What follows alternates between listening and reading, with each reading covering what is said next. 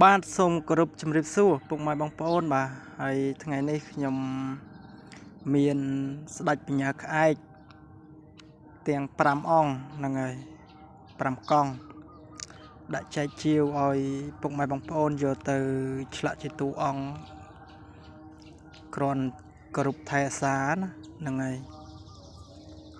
ហើយពុកម៉ែបងប្អូនខ្លះគាត់ស្គាល់ហើយប្រភេទដៃបញ្ញាប្រភេទនេះណាហ្នឹងហើយប្រភេទបញ្ញាក្អែកដើមឫស្សីហ្នឹងហើយ5កង់ហ្នឹងហើយបងប្អូនស្រឡាញ់អាចជាវបានហ្នឹងហើយណាមួយទៅខ្ញុំអត់សូវមានពេលយកឲ្យជាងឆ្លាក់ហើយ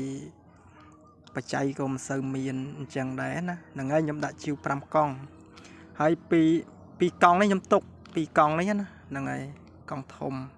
ទុកគ្រាន់គ្រប់ខ្លួនឯង2កង់នេះខ្ញុំដាក់ជាវចែកជូនពុកម៉ែបងប្អូន5កង់ហ្នឹងហើយធានាសុតស្រិនជូនប្រភេទបញ្ញាក្អែកឫស្សីស្រួលចំណាំជាងបញ្ញាក្អែកផ្សេងហ្នឹងហើយធានាឲ្យហើយស្រឡាញ់មួយកង់ណាខ្ញុំសរសេរជាលេខហ្នឹងហើយជាលេខដាក់នៅក្នុងកង់បញ្ញាក្អែកយើងណាដៃបញ្ញាក្អែកហើយបញ្ញាក្អែកដើមឫស្សីភាគច្រើនយើងអត់តន់លាបប្រេងលាបអីចឹងគឺប្រភេទពណ៌សសម្បករាងចឹងហ្នឹងហើយបញ្ញាក្អែកដើមឫស្សីនេះខ្ញុំបានមកខាង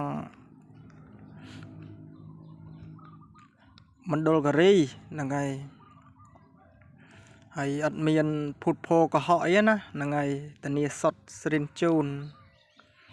ហើយបងប្អូនស្រឡាញ់លេខ1 screen shot ទៅហ្នឹងហើយ screen shot លេខ1ហើយកម្ពស់6ហ៊ុនជាង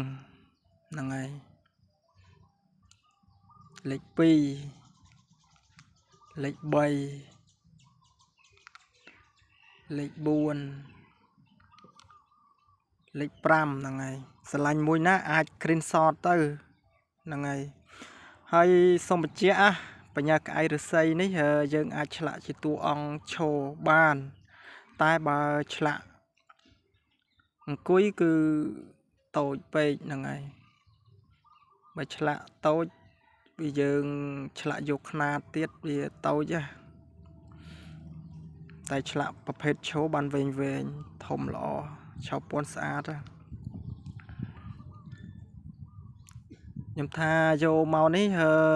ឆ្លាក់ជាតួអង្គឈរដាក់ចែកជាវជូនពុកម៉ែបងប្អូនគ្រាន់គោរពប៉ុន្តែដោយសារខ្ញុំរវល់អញ្ចឹងខ្ញុំបញ្ចេញ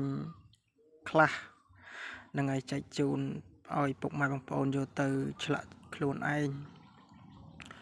ពួកឯងខ្ញុំអត់សូវមានពេលណាហ្នឹងហើយឆោពណ៌នេះលេខ5ក៏បានលេខ4លេខ3លេខ2អញ្ចឹងបងប្អូនscreen shot ទៅយកលេខ1ក៏បានដែរហើយតម្លៃចរចាគ្នានៅក្នុងឆាតហ្នឹងហើយធានាឲ្យអត់មានភូតភរកុហកយកបញ្ញាក្អែកផ្សេងយកមកថាបញ្ញាក្អែកអាស័យអត់ទេមើលទៅសាច់ទៅបញ្ញាក្អែកអាស័យស្រួលចំណាំទេហើយ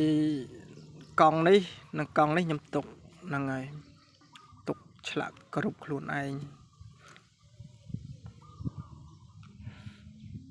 ហ្នឹងហើយពុកម៉ែបងប្អូនវីដេអូមានតែប៉ុណ្្នឹងហើយអរគុណស្រឡាញ់ចង់បានអីអាចជាវបានហ្នឹងហើយ